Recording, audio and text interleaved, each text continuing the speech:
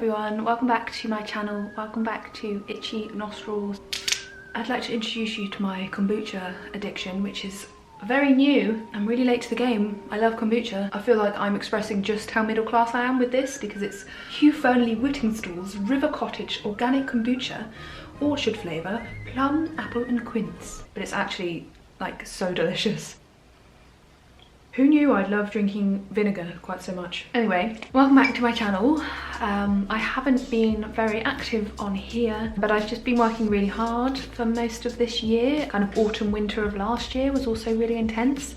So I've just really dropped the ball on making YouTube videos. It's just how it has had to be. I've still been making twice monthly videos over on Patreon if you want to go over there for more content. There's like a lot of videos over there now, but I'm hoping that now I can begin to dedicate more time to YouTube over the summer because I'm intentionally trying not to take on really hardcore client projects because I've just done so many in a row and I feel quite burnt out, which is actually what this series is going to be. I'm going to do a series of videos called the Burnout Diaries. Just me doing some things to help cure my burnout. They're just going to be some wholesome activities. I'm going to make some seed bombs. I'm going to forage for some food. I'm gonna do some work around the house and the garden and the community, and yeah, hopefully make some nice relaxing kind of content. So I hope you enjoy watching that. My hope is that it encourages you to think about things that help reduce your burnout. Yeah, I feel like working as a freelancer, it's kind of inevitable that at some time you have burnout, which is shit. It shouldn't be that way. I've just found my illustration career, it's never balanced. I just find it impossible to find balance. At some points there's no work and then suddenly there's too much work, but you have to take on that too much work because of those other points in time when there was no work. But I am very privileged that I'm able to decide, right, I'm not going to work myself quite so hard for the next couple of months and just enjoy the best months of the year. May is always such a beautiful month. June will be lovely. I just can't wait to do more planting in the garden and lots of reading and stuff like that. Oh yeah, in the Burnout Diaries, expect lots of content about books because I'm a massive bookworm, it seems. That was a really long-winded intro. Before I go any further with today's video, which is going to be me doing some painting and talking about a recent client project, let's have a quick word from our sponsor, which is Skillshare. For those of you who don't know, Skillshare is an online learning community with thousands of classes for the creative and curiously minded amongst us. It features a wide variety of classes from illustration to design, photography, video making, freelancing and lots more. What's more, it's created especially for learning, which means that there are no adverts to interrupt your concentration, and they're also always launching new premium classes so that you can stay focused and follow wherever your creativity takes you. And it also works out at less than $10 a month for an annual subscription, which is about just over £7. The class that I'm going to recommend today is the second class I've taken from Sarah Rafferty. It's a class about making natural inspiration boards called The Art of Finding Inspiration in the Natural World. This is a very simple, light-hearted, whimsical class to take. It's perfect if you're feeling a little bit exhausted and you don't want to put too much pressure on yourself creatively. In the first half of the class, she takes us on a winter walk and we just look at elements in the natural world.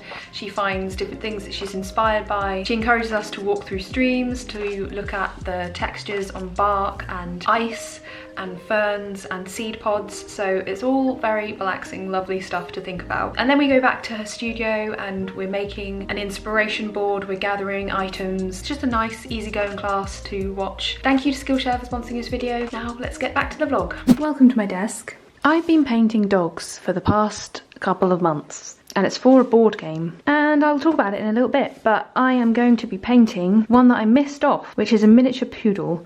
I'd already painted a toy poodle and I think I thought that these two were the same, but they're not. The toy is the smallest and the miniature is slightly bigger, I think. I could be wrong on that.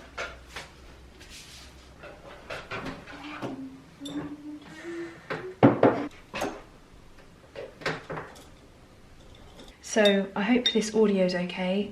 I don't have a mic or anything. I'm not really going to set up these burnout videos very professionally. They're going to be a bit more slapdash than my other videos just because I'm trying, sorry, a bit of fluff on my paintbrush. I'm trying to be a bit more easy on myself, not be too much of a perfectionist, and just make some more kind of casual, spur of the moment type vlogs. So there's not going to be a lot of like B-roll or nice audio, but hopefully just acceptable audio and acceptable footage. I'm sure I'm the only one who's going to notice that kind of stuff. Anyway, so whilst I paint this lovely poodle, I will talk to you a bit about this game because it's got some cool attributes, and also let you know how you can be the first to buy this game and to support it and make it a reality. I'm just going to get a head start on this painting and I'll check in with you in a little bit. I got back to the house, my landlord cut the vines down. I hold my keys too tightly in my pocket. I walk into the room, you're sleeping and it's quiet. I want to know what force holds this together. I want to feel the faith, but hold it at a distance. I want to know the truth about my life. Surrounded by the ordinary sorrow of just being here.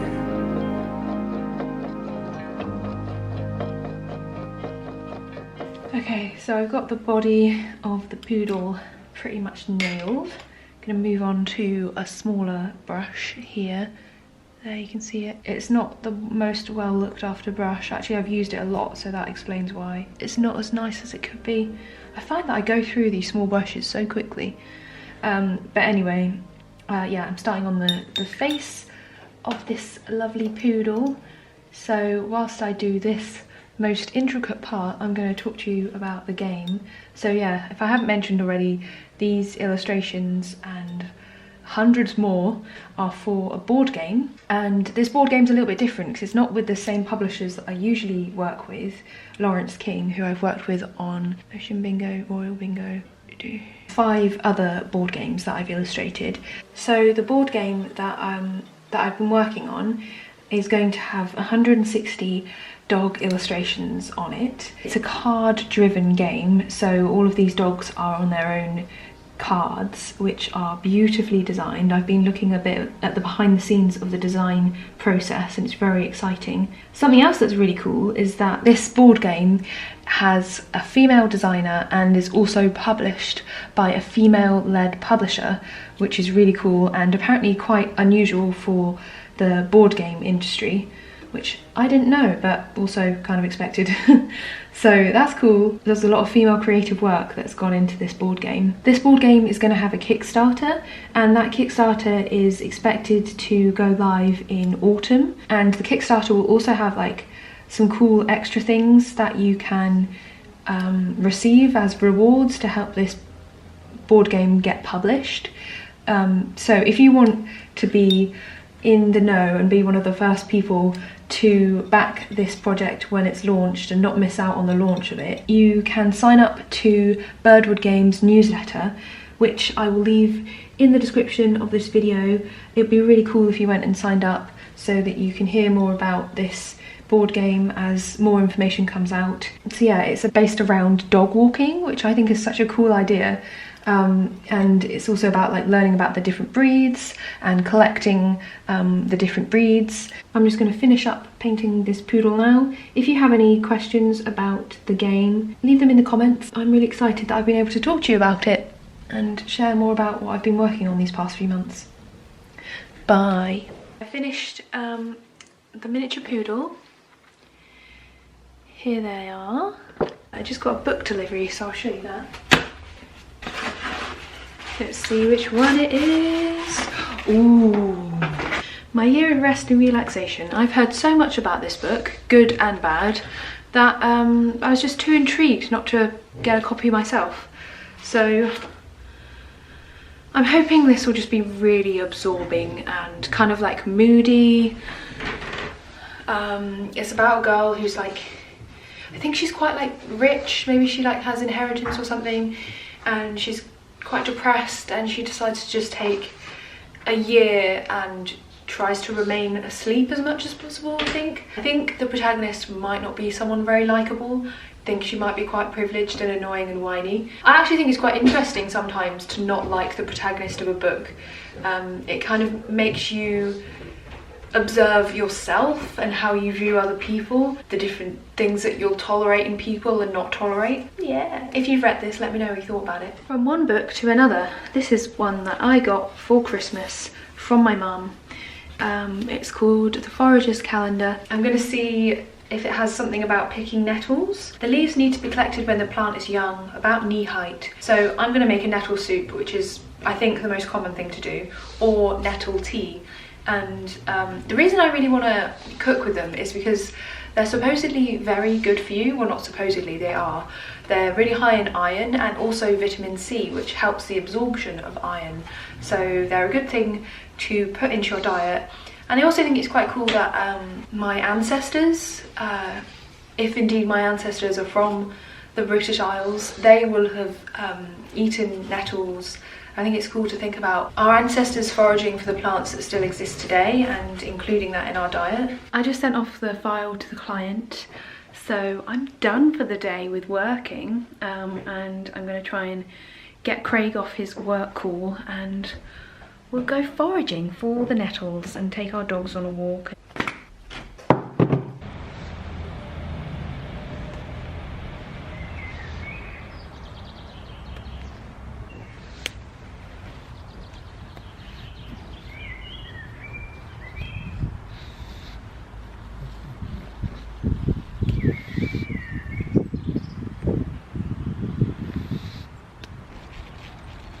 I pick each leaf individually. If you grab handfuls at a time of wild garlic, you risk pulling up plants that you weren't intending to eat and also taking too much of the plant so that it can't recover. See, there's lots of like little baby leaves and there's lots of little baby leaves in between all this stuff, so you don't want to pick them out too soon. Leave some for other people or for nature. I think that I found quite a good patch of nettles. It's far back from the line where dogs would wee and it's behind these sticks, so I don't think there's going to be many like dogs that have pissed on this, which is good.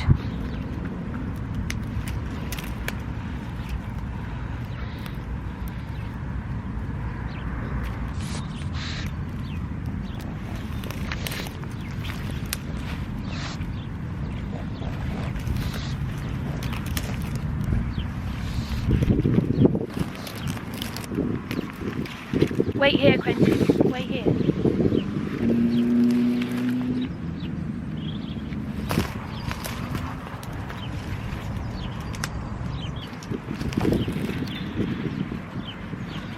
Here's what I've got. I've just got a big handful of wild garlic and then kind of a similar amount of nettles. I might get a few more because I might discard some of these. Some of them look a bit gross. I don't know.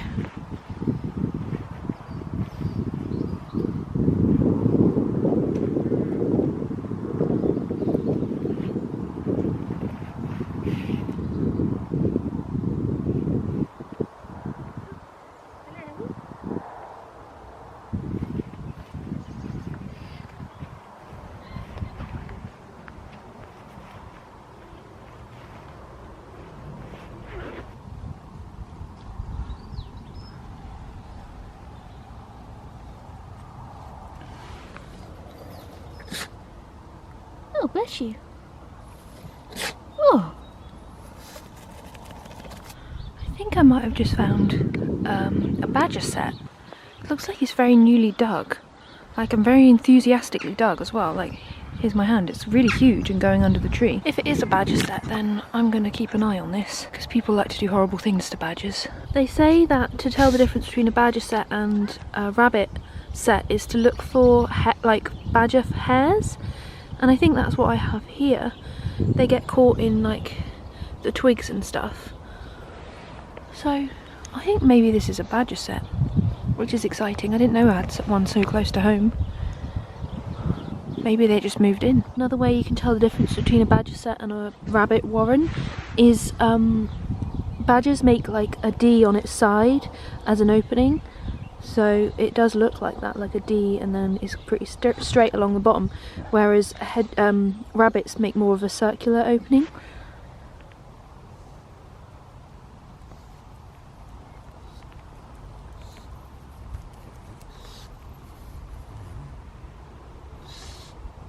Quentin, should we go home? Hey. I think I found a badger set. Yeah. A local, real local. Yeah. We need to protect them, guys. That was my immediate thought as well. Oh, net. Net and garlic. And then that garlic soup. Yeah. You got those dark ones, right? The what? Dark ones. I didn't get them. Joking, I got them. Fuck! I was about to kick off them. We saw a horse and cart, and then Quentin ran the whole way across to try and get the horse and his swishy tail. Back in your bed, Lidge. Lidge was eating some of my strawberry plant. I'm not happy with him. Fucking needs kicked off. Cinzano.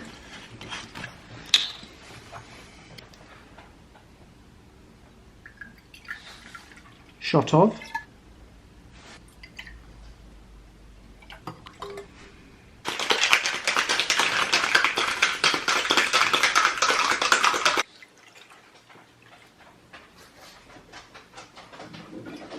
I look like I've been dragged through a bush backwards, because I kind of have. The recipe that I'm going to use is one from one of my favourite Instagram accounts by this lovely girl who is really amazing at gardening and growing her own food and foraging and being really connected to nature.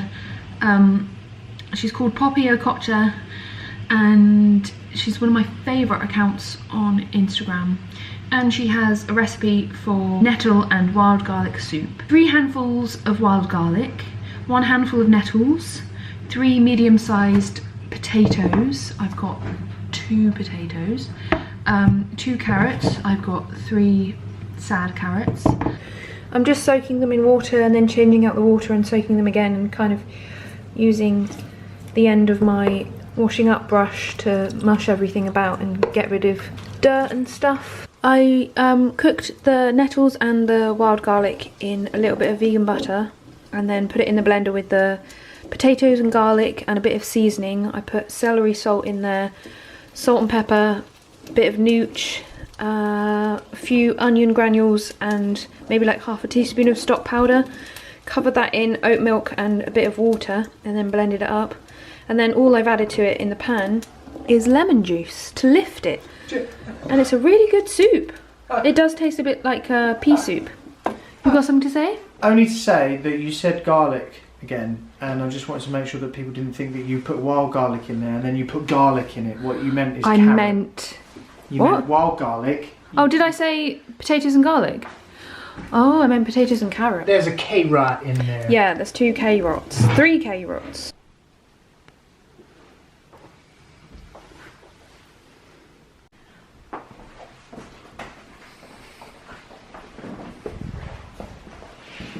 It is really nice. This is like one of the nicest soups I've made. Well, shall I put the camera down then and join you? Okay, let me do that. I'm in my lounge. We just cleaned up after dinner and I have a selection of treats here. Got some Vego chocolates, which I'm definitely going to eat all of.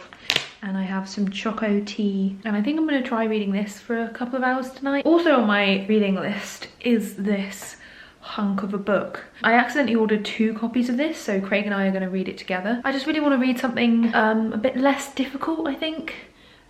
Because I recently... Actually, this is the last book that I finished. Such a Fun Age, and I bloody loved this. The pacing of it was really great, the characters, and I was just fascinated. There's like one moment in this where my heart was like racing.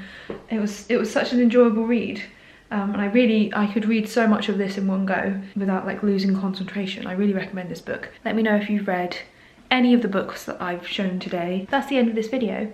I'll leave links to stuff that I've talked about in this video in the description. Hope you enjoyed this video. Thanks for watching, and I'll see you again really soon. Bye.